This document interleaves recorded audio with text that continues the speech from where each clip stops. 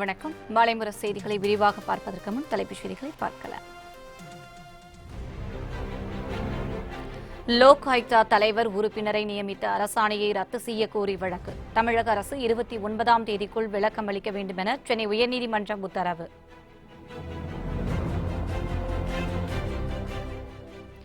சென்னை மெரினாவில் ஜெயலலிதா நினைவிடம் கட்ட தடை கோரி மனு தாக்கல். அரசின் கொள்கை முடிவில் தலையிட முடியாது என தள்ளுபடி செய்தது உச்சநீதிமன்றம்.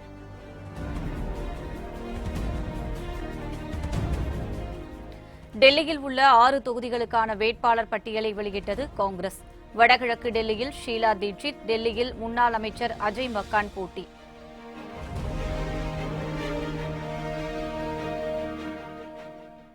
மங்களூர் துர்கா பரமேஸ்வரி கோவில் திருவிழாவில் பக்தர்கள் நூதன முறையில் வழிபாடு.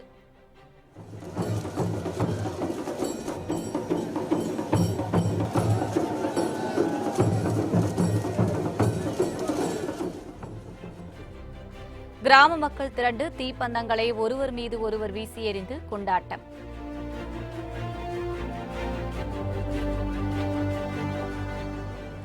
$290 பேர் பலியான இலங்கை குண்டுவெடிப்பு சம்பவத்தில் இதுவரை 27 தீவிரவாதிகள் கைது. தேசிய ஜவுஹித் ஜமாத் தீவிரவாத அமைப்பு காரணம் என வெளிநாட்டு புலனாய்வு பிரிவு அறிக்கை. லோக் ஆயுக்தா தலைவர் உறுப்பினர்கள் நியமனத்திற்கு தடை கூறிய வழக்கில் தமிழக அரசு பதிலளிக்க சென்னை உயர்நீதிமன்றம் உத்தரவிட்டுள்ளது.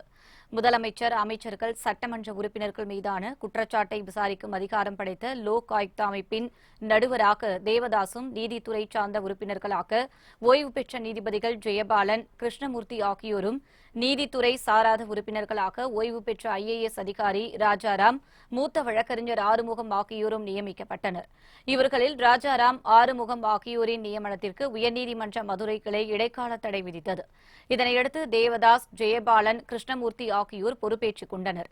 இந்நிலையில் லோக் ஆயுக்தா தலைவர் உறுப்பினர்கள் நியமனம் செய்யப்பட்டதற்கு தடை கோரி சென்னை உயர்நீதிமன்றத்தில் மனு தாக்கல் செய்யப்பட்டது. அந்த மனுவில் உயர்நீதிமன்ற தலைமை நீதிபதியிடம் கலந்தாலோசிக்காமல் லோக் ஆயுக்தா அமைக்கப்பட்டுள்ளதாக குறிப்பிட்டுள்ளது. இந்த மனு இன்று விசாரணைக்கு வந்தபோது தமிழக அரசு பதிலளிக்க உத்தரவிட்ட நீதிபதிகள் வழக்கை ஏப்ரல் 29ஆம் தேதிக்கு ஒத்திவைத்தனர். மெரினா கடற்கரையில் ஜெயலலிதா நினைவிடம் அமைக்க எதிர்ப்பு தெரிவித்த மனுவை உச்சநீதிமன்றம் தள்ளுபடி செய்து உத்தரவிட்டது. சென்னை மெரினா கடற்கரையில் மறைந்த முன்னாள் முதலமைச்சர் ஜெயலலிதாவுக்கு 50 கோடி ரூபாய் செலவில் நினைவிடம் கட்டுவதற்கான பணிகள் நடைபெற்று வருகின்றன. குற்ற பின்னணி உடைய ஜெயலலிதாவுக்கு நினைவிடம் கட்டக்கூடாது என சென்னை உயர்நீதிமன்றத்தில் வழக்கு தாக்கல் செய்யப்பட்டது. இதனை விசாரணை செய்த உயர்நீதிமன்றம் மனுவை தள்ளுபடி செய்தது. இதனையடுத்து உச்சநீதிமன்றத்தில் நினைவிடம் அமைக்க எதிர்ப்பு தெரிவித்து ரவி என்பவர் மனு தாக்கல் செய்தார். இதனை விசாரித்த உச்சநீதிமன்றம் மனுவை தள்ளுபடி செய்து உத்தரவிட்டது. டெல்லி மக்களவைத் தேர்தலில் ஆம் ஆத்மியுடன் கூட்டணி இல்லை என்று அறிவித்திருக்கும் காங்கிரஸ் 6 தொகுதிகளுக்கான வேட்பாளர்கள் பட்டியலை வெளியிட்டுள்ளது. 7 மக்களவைத் தொகுதிகளை கொண்ட டெல்லியில் 6 மக்களவைத் தொகுதிகளுக்கான வேட்பாளர் பட்டியலை காங்கிரஸ் வெளியிட்டுள்ளது. அதில் டெல்லி மக்களவைத் தொகுதியில் முன்னாள் அமைச்சர் அஜய் மக்கான் போட்டியிடுகிறார். வடகிழக்கு டெல்லி தொகுதியில் டெல்லியின் முன்னாள் முதலமைச்சர் ஷீலா தீட்சித் போட்டியிடுகிறார். இது தவிர சாந்தினி சவுக் தொகுதியில் JP அகர்வால், கிழக்கு டெல்லியில் அரவிந்தர் சிங் லவ்லி, வடமேற்கு டெல்லி தனி தொகுதியில் ராஜேஷ் லிலோதியா, மேற்கு டெல்லியில் மகாபால் மிஸ்ரா ஆகியோர் போட்டியிடுவதாக அறிவிக்கப்பட்டுள்ளது. இந்நிலையில் சந்தினி சவுக் தொகுதியில் போட்டியிடுவேன் என்று கூறி வந்த காங்கிரஸ் முன்னாள் அமைச்சர் கபில் சிபலுக்கு சீட்டு ஒதுக்கப்படவில்லை. 7 தொகுதிகளை கொண்ட டெல்லியில் 6ஆம் கட்டமாக மே 12ஆம் தேதி தேர்தல் நடைபெறும் என்பது குறிப்பிடத்தக்கது.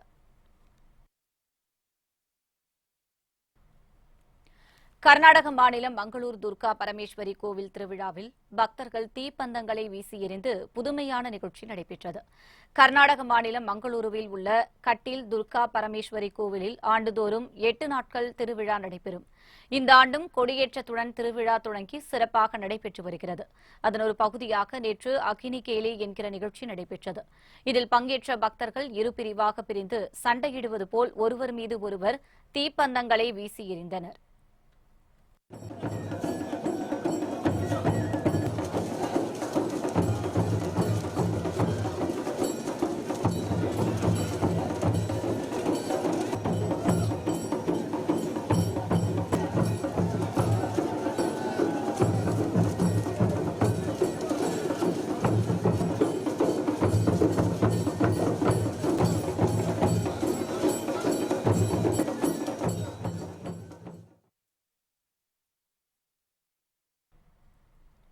இலங்கையின் பல்வேறு பகுதிகளில் நடைபெற்ற வெடிகுண்டு தாக்குதலுக்கு தேசிய தவ்ஹீத் ஜமாத் அமைப்பே காரணம் என சர்வதேச ஊடகங்கள் தெரிவித்துள்ளன.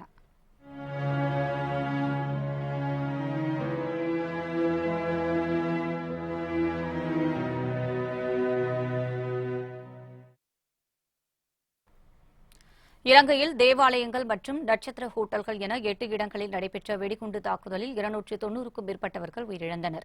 400க்கும் மேற்பட்டவர்கள் படுகாயமடைந்து மருத்துவமனையில் அனுமதிக்கப்பட்டுள்ளனர். இச்சம்பவத்திற்கு உலக நாடுகள் கடும் கண்டனங்களை தெரிவித்துள்ளன. இந்த தாக்குதலுக்கு தேசிய தவ்ஹீத் ஜமாத் அமைப்பே காரணம் என சர்வதேச ஊடகங்கள் தகவல் வெளியிட்டுள்ளன. தாக்குதலில் ஈடுபட்டதாக கருதப்படும் 27 பேர் சந்தேகத்தின் பேரில் கைது செய்யப்பட்டுள்ளதாக இலங்கை அரசு தெரிவித்துள்ளது. தாக்குதலை முன்னிட்டு நேற்று இலங்கையில் 144 தடை உத்தரவு பிறப்பிக்கப்பட்டது. இந்நிலையில் திடீரென இன்று காலை அந்த தடை உத்தரவு விலக்கிக் கொள்ளப்பட்டுள்ளதாகவும் அதே சமயம் சமூக வலைதளங்கள் தற்காலிகமாக முடக்கப்பட்டுள்ளதாகவும் அந்நாட்டு அரசு தெரிவித்துள்ளது. மேலும் இத்தாக்குதலில் ஈடுபட்ட நபர்கள் குறித்த விவரமான அறிக்கை கூடிய விரைவில் தாக்கல் செய்யப்படும் எனவும் தாக்குதல் சம்பவம் குறித்து நாடாளுமன்ற சிறப்பு கூட்டம் நாளை நடைபெறும் என அங்கிருந்து வரும் தகவல்கள் தெரிவிக்கின்றன. இலங்கையில் நிகழ்ந்த குண்டுவெடிப்பில் உயிரிழந்த இந்தியர்கள் 6 பேரின் உடல்களை சொந்த ஊருக்கு கொண்டுவர இந்தியா நடவடிக்கை எடுத்து வருகிறது. இலங்கையில் கொழும்பு, நீர்கொழும்பு, மட்டக்களப்பு ஆகிய நகரங்களில் 3 தேவாலயங்களிலும் கொழும்புவில் உள்ள 3 ஆடம்பர விடுதிகளிலும் சக்தி வாய்ந்த குண்டுகள் வெடித்தன. இவற்றில் 290 பேர் உயிரிழந்தனர். 400க்கும் மேற்பட்டோர் படுகாயமடைந்தனர். இந்நிலையில் இந்த குண்டுவெடிப்பில் உயிரிழந்த ரஷீனா, லட்சுமி, நாராயண், சந்திரசேகர், ரமேஷ் ஆகியோர் இந்தியர்கள் என தெரியவந்துள்ளது. கேரள மாநிலம் காசர்கோடு மாவட்டத்தைச் சேர்ந்த ரசீனா கொழும்புவின் சாங்கிரீலா விடுதியில் நிகழ்ந்த குண்டுவெடிப்பில் பலியானார். அவரது உடலை சொந்த ஊருக்கு கொண்டுவரும் முயற்சி நடைபெற்று வருவதாகவும் அது தொடர்பாக கொழும்புவில் உள்ள இந்திய தூதரகத்துடன் தொடர்ந்து பேசி வருவதாகவும் கேரள முதலமைச்சர் பினராயி விஜயன் தெரிவித்துள்ளார். நேற்று நிகழ்ந்த குண்டுவெடிப்பில் கர்நாடகத்தைச் சேர்ந்த அனுமந்தராயப்பா, ரங்கப்பா ஆகியோரும் உயிரிழந்ததாக வெளியுறவுத்துறை அமைச்சர் சுஷ்மா ஸ்வராஜ் டுவிட்டரில் குறிப்பிட்டுள்ளார்.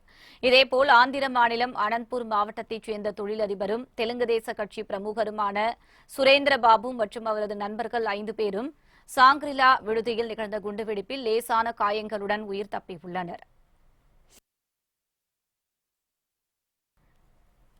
இலங்கையில் நேற்று 8 இடங்களில் தொடர் குண்டுவெடிப்பு நடைபெற்ற நிலையில் கொழும்பு விமான நிலையம் அருகே சக்தி வாய்ந்த வெடிகுண்டு ஒன்றை கைப்பற்றிய போலீசார் அதனை செயலிழக்க செய்தனர்.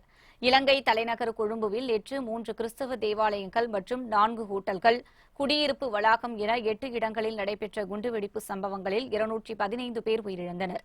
450க்கும் மேற்பட்டோர் படுகாயமடைந்தனர்.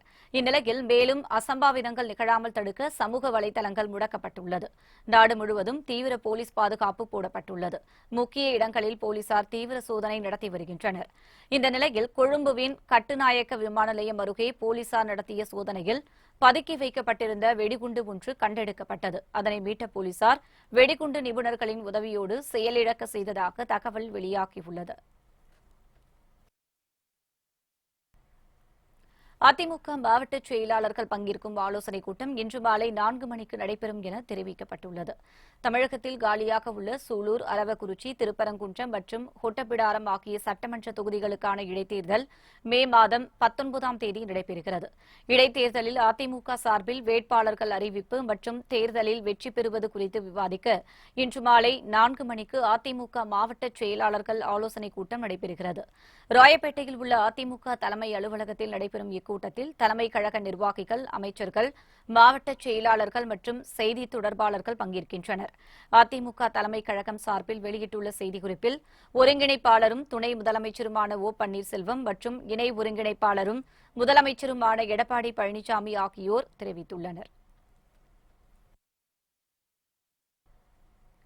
டெல்லி தேர்தல் ஆணையத்தில் அம்மா மக்கள் முன்னேற்றக் கழகம் தனிக்கட்சியாக பதிவு செய்யப்பட்டுள்ளது.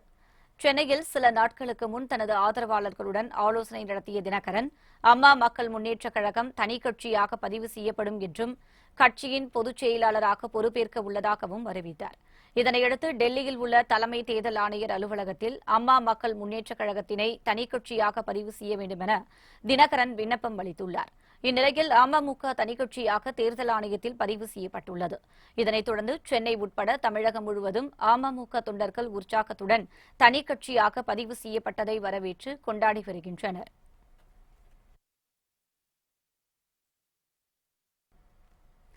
தமிழகத்தில் மே 19ஆம் தேதி இடைத்தேர்தல் நடைபெறவுள்ள 4 சட்டமன்ற தொகுதிகளுக்கான வேட்பாளர் பட்டியலை அமமுக வெளியிட்டுள்ளது.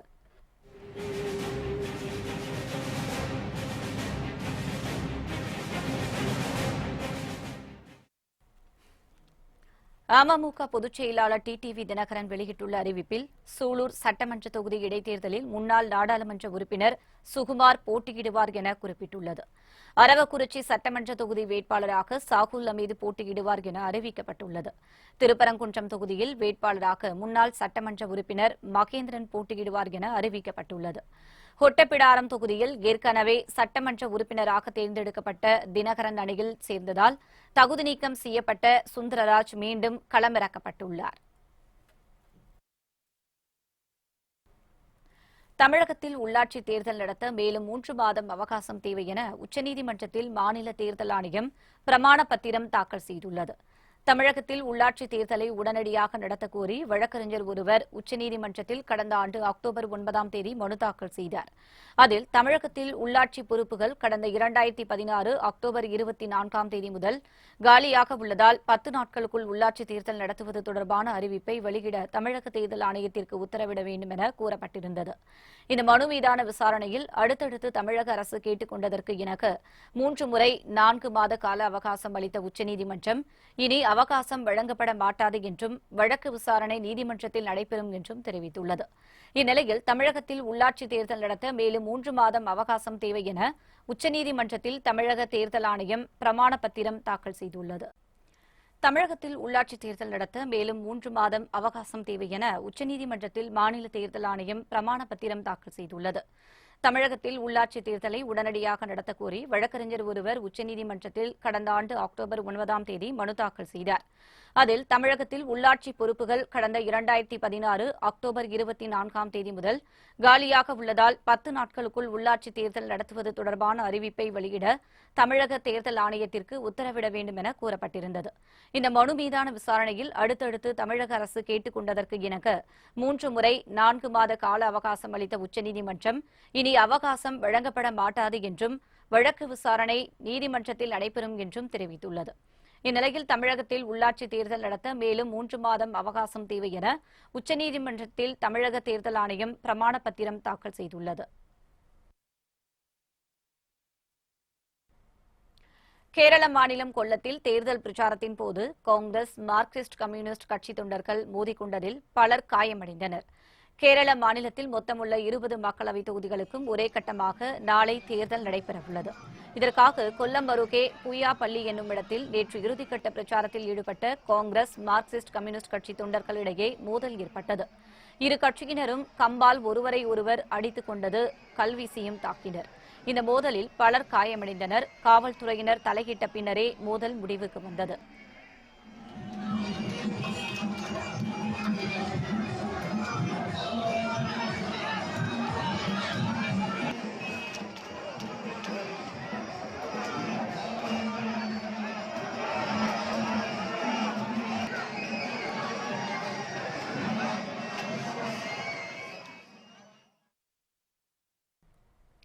ரஃபேல் விவகாரத்தில் பிரதமர் மோடியை விமர்சித்த விவகாரத்தில் காங்கிரஸ் தலைவர் ராகுல் காந்தி இன்று உச்சநீதிமன்றத்தில் ஆஜராகி வருத்தம் தெரிவித்தார். ரஃபேல் போர் விமான ஒப்பந்தம் தீர்ப்பு குறித்த சீராய்வு மனு வழக்கில் கடந்த 10ஆம் தேதி உச்சநீதிமன்றம் தீர்ப்பளித்தது. அதில் ரஃபேல் ஒப்பந்தம் தொடர்பாக சீராய்வு மனுவில் தாக்கல் செய்யப்பட்ட ஆதாரங்களையும் நாளேடு ஆதாரங்களையும் ஏற்கலாம் என தெரிவித்திருந்தது. விரைவில் ரஃபேல் விவகாரத்தில் விசாரணை தொடங்கும் என்றும் தெரிவித்திருந்தது. இந்நிலையில் கடந்த 10ஆம் தேதி அமேதியில் பொதுமக்கள் முன்பு பேசிய ராகுல் பிரதமர் மோடியை காவலாளி, திருடன் என்று உச்சநீதிமன்றமே கூறியதைப் போன்று பேசியுள்ளார். இதற்கு எதிர்ப்பு தெரிவித்து பாஜக டெல்லி நாடாளுமன்ற உறுப்பினர் மீனாட்சி லேகி உச்சநீதிமன்றத்தில் ராகுல் காந்திக்கு எதிராக கிரிமினல் அவமதிப்பு வழக்கு தொடர்ந்தார். இதுகுறித்து ராகுல் காந்தி இன்றோ அல்லது அதற்கு முன்னதாகவோ தமது விளக்கத்தை தாக்கல் செய்ய வேண்டும் என்று உச்சநீதிமன்ற நீதிபதிகள் உத்தரவிட்டிருந்தனர். இதனையடுத்து இன்று உச்சநீதிமன்றத்தில் ஆஜரான காங்கிரஸ் தலைவர் ராகுல் காந்தி மோடியை விமர்சித்த விவகாரத்தில் வருத்தம் தெரிவித்தார்.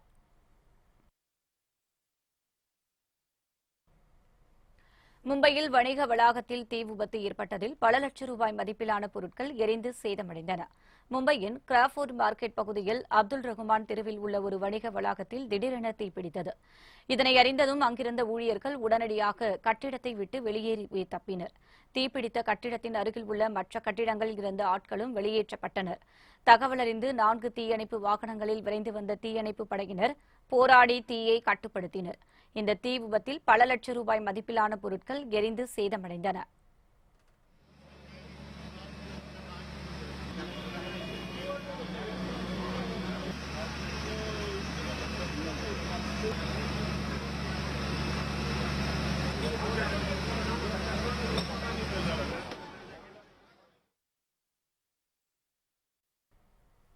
சென்னையில் 3 தொகுதி வாக்குப்பதிவு இயந்திரங்களின் பாதுகாப்பு குறித்து சுழற்சி முறையில் கண்காணிக்கப்பட்டு வருவதாக காவல் ஆணையர் ஏ.கே. விஸ்வநாதன் தெரிவித்தார். சென்னை அண்ணா பல்கலைக்கழகத்தில் வைக்கப்பட்டுள்ள மின்னணு வாக்குப்பதிவு இயந்திரங்களின் பாதுகாப்பு குறித்து மாநகர காவல் ஆணையர் ஏ.கே. விஸ்வநாதன் நேரில் பார்வையிட்டு ஆய்வு செய்தார். பின்னர் செய்தியாளர்களிடம் பேசிய அவர் வாக்கு எண்ணும் மையங்களில் 3 அடுக்கு பாதுகாப்பு போடப்பட்டுள்ளதாக கூறினார். வாக்குப்பதிவு இயந்திரங்கள் வைக்கப்பட்டுள்ள அறை 24 மணி நேரமும் கண்காணிக்கப்பட்டு வருவதாக தெரிவித்த அவர் 1500 போலீசார் சுழற்சி முறையில் பாதுகாப்பு பணியில் ஈடுபட்டு வருவதாகவும் கூறினார். இந்த தெற்கு பாராளுமன்ற தொகுதிக்கான இந்த எலக்ட்ரானிக் ஓட்டிங் மிஷின் இங்கே இந்த கவுண்டிங் சென்டர் பாதுகாப்பு சம்மந்தமாக ஆய்வு செய்ய இங்கே வந்திருக்கோம். இந்த கவுண்டிங் சென்டரை பொறுத்த வரைக்கும் சென்னையில் ஒவ்வொரு கவுண்டிங் சென்டருக்கும் குறைந்தபட்சம் 500 பேர் 3 ஷிஃப்ட்டில் பாதுகாப்பு பணியில் ஈடுபடுத்தப்பட்டிருக்கிறார்கள். இங்கு 3 அடுக்கு பாதுகாப்பு இருக்கிறது.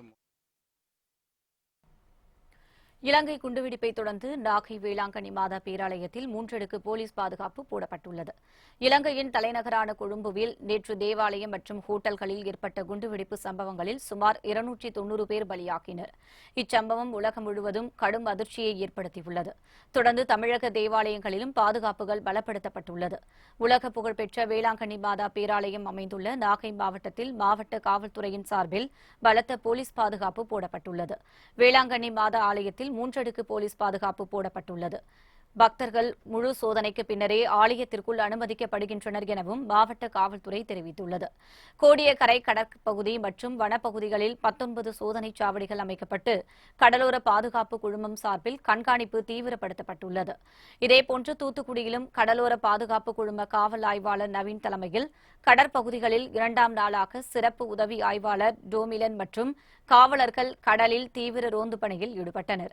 தீவிரவாத அமைப்புகள் கடல் வழியாக ஊடுருவதை தடுக்கும் வகையில் வான்தீவு, காசுவாரி தீவு, பாண்டியன் தீவு ஆகிய தீவுகள் தீவிர ரோந்து கண்காணிப்பின் கீழ் உள்ளன என்பது குறிப்பிடத்தக்கது. இலங்கையில் குண்டுவெடிப்பு தாக்குதலை அடுத்து கோவாவில் தேவாலயங்கள், சுற்றுலா தலங்களில் பாதுகாப்பு பலப்படுத்தப்பட்டுள்ளது. இலங்கையில் தீவிரவாதிகள் வெடிகுண்டு தாக்குதல் நடத்தியதில் 290 பேர் உயிரிழந்தனர். 400க்கும் மேற்பட்டோர் காயமடைந்தனர். இந்த தாக்குதல் எதிரொலியாக கோவாவில் உள்ள தேவாலயங்களின் பாதுகாப்புக்காக காவல் படையினர் நிறுத்தப்பட்டுள்ளனர். வெளிநாட்டு சுற்றுலா பயணிகள் அதிகம் கூடும் சுற்றுலா தலங்களிலும் அவர்கள் தங்கும் விடுதிகளிலும் பாதுகாப்புக்காக ஆயுதம் ஏந்திய காவலர்கள் நிறுத்தப்பட்டுள்ளனர். பனாஜியில் செய்தியாளர்களிடம் பேசிய கோவா காவல்துறை தலைவர் ஜஸ்பால் சிங் இதனை தெரிவித்தார். उन सबको भी सुचेत रहने के लिए कहा है और जितने भी इस तरह के बड़े चर्चेस हैं उनके आसपास थोड़ा सा अलर्ट रखने के लिए कहा गया है और हमारी क्यूआरटीज और रूट मार्चेस भी हो रहे हैं क्योंकि चुनाव का समय है जिसकी वजह से पहले से ही हमने अलर्ट जारी रखा हुआ था।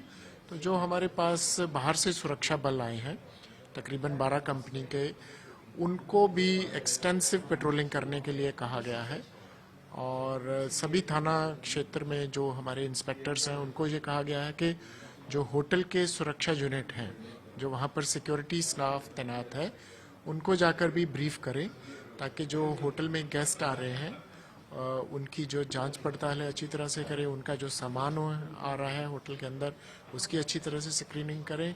इसके अलावा जिला एसपीज को ये भी कहा गया है कि जो हाई फुटफॉल एरिया है वहाँ भी सुचेत रहने के लिए। ஹைதராபாத்தில் நடைபெற்ற ஐபிஎல் போட்டியில் மைதானத்தில் அட்டகாசம் செய்ததாக நடிகை உள்ளிட்ட 6 பேர் மீது போலீசார் வழக்கு பதிவு செய்துள்ளனர். ஐபிஎல் தொடரின் லீக் ஆட்டத்தில் ஹைதராபாத் கொல்கத்தா அணிகள் நேற்று மோதின. இதில் ஹைதராபாத் அணி அபார வெற்றி பெற்றது. இந்நிலையில் போட்டியை காண விடாமல் தனது தோளின் மீது ஏறி அட்டகாசம் செய்ததாகவும் தன்னை தகாத வார்த்தைகளால் திட்டியதாகவும் மிரட்டல் விடுத்ததாகவும் ஹைதராபாத் காவல் நிலையத்தில் கிரிக்கெட் ரசிகர் ஒருவர் புகார் அளித்துள்ளார். இதனையடுத்து மைதானத்தில் பார்வையாளர்கள் மீது தாவி குதித்து அட்டகாசம் செய்த பிரபல தெலுங்கு தொலைக்காட்சி நடிகை பிரசாந்தி உள்ளிட்ட 6 பேர் மீது போலீசார் வழக்கு பதிவு செய்து விசாரணை மேற்கொண்டு வருகின்றனர். மூன்றாம் கட்ட மக்களவைத் தேர்தல் நடைபெறும் 117 தொகுதிகளில் நாளை வாக்குப்பதிவு நடைபெறுவதால் பாதுகாப்பு ஏற்பாடுகள் பலப்படுத்தப்பட்டுள்ளன. மக்களவைத் தேர்தல் 2வது கட்டமாக தமிழகம், புதுச்சேரி உட்பட 13 மாநிலங்களில் உள்ள 95 மக்களவைத் தொகுதிகளுக்கு அண்மையில் வாக்குப்பதிவு நடந்து முடிந்தது. இந்த நிலையில் நாடு முழுவதும் 3ஆம் கட்ட மக்களவைத் தேர்தலையொட்டி 15 மாநிலங்களில் உள்ள 117 தொகுதிகளில் தேர்தல் பிரச்சாரம் களை கட்டியது. பிரதமர் மோடி, காங்கிரஸ் தலைவர் ராகுல் காந்தி, பிற கட்சித் தலைவர்கள் தீவிர பரப்புரையில் ஈடுபட்டனர். நாளை வாக்குப்பதிவு நடைபெறுவதால் 3ஆம் கட்ட தேர்தல் நடைபெறும் 15 மாநிலங்களிலும் நேற்றுடன் பிரச்சாரம் ஓய்ந்தது. இந்த தேர்தலில் 1612 வேட்பாளர்கள் போட்டியிடுகின்றனர். இவர்களில் 570 பேர் மீது குற்ற வழக்குகள் நிலுவையில் உள்ளதாக கூறப்படுகிறது. 2ஆம் கட்ட வாக்குப்பதிவின் போது மேற்கு வங்கத்தில் ஆளும் திரிணாமுல் பாஜகவினரிடையே மோதல் ஏற்பட்டதால் சில இடங்களில் வன்முறை வெடித்தது. எனவே 3ஆம் கட்ட தேர்தலிலும் இதேபோன்ற அசம்பாவிதங்களை தவிர்க்க தேர்தல் நடைபெறும் பகுதிகளில் பாதுகாப்பு ஏற்பாடுகள் பலப்படுத்தப்பட்டுள்ளன. மேற்கு வங்க மாநிலத்தில் 5 மக்களவைத் தொகுதிக்கு மட்டும் நாளை வாக்குப்பதிவு நடைபெறுவதால் அந்த தொகுதிகளுக்கு உட்பட்ட 92% வாக்குச்சாவடிகளில் மத்திய ரிசர்வ் போலீசார் பாதுகாப்பு பணியில் அமர்த்தப்பட்டுள்ளனர். மேலும் மாநிலம் முழுவதும் தேர்தல் பாதுகாப்பு பணிக்காக 324 கம்பெனி ராணுவப் படைகள் அனுப்பி வைக்கப்பட்டுள்ளன. சென்னை பத்திரிகையாளர் மன்றத்தில் அமமுக செய்தி தொடர்பாளர் தங்க தமிழ்ச்செல்வன் செய்தியாளர்களை சந்தித்தார். அப்போது பேசிய அவர் தேர்தல் ஆணையத்தை தமிழக அரசு தவறான முறையில் பயன்படுத்துவதாக குற்றம் சாட்டினார். அந்த ஸ்டேட் கவர்மெண்ட்டுக்கு சாதகமாக இருக்கிறதுனால சந்தேகம் வருதே தவிர தேர்தல் ஆணையத்தை நம்ம குறை சொல்ல முடியாது. இப்போ தேர்தல் ஆணையம் ப்ராப்பராக பண்ணுது, ஆனால் தப்பாக பயன்படுத்துகிறாங்களே மாநில நிர்வாகம். அதை நான் கண்டிச்சு கலெக்டர்கிட்ட சொல்லிட்டு வந்து உடனே அதை சஸ்பெண்ட் பண்ணிட்டு வேற ஆள் அங்கே போட்டாங்க. இப்படியெல்லாம் தமிழ்நாட்டில் எத்தனை கூத்து நடக்குதுன்னு பார்த்தீங்க. அது அவ்வளவு சித்திரவாதை அனுபவிக்கிறோம். புத்தம்புதிய செய்திகள் அவ்வப்போது முழுமையாக மாலை முரசு தொலைக்காட்சி வழங்கும். இணைந்திருங்கள் மாலை முரசு தொலைக்காட்சியுடன். வணக்கம்.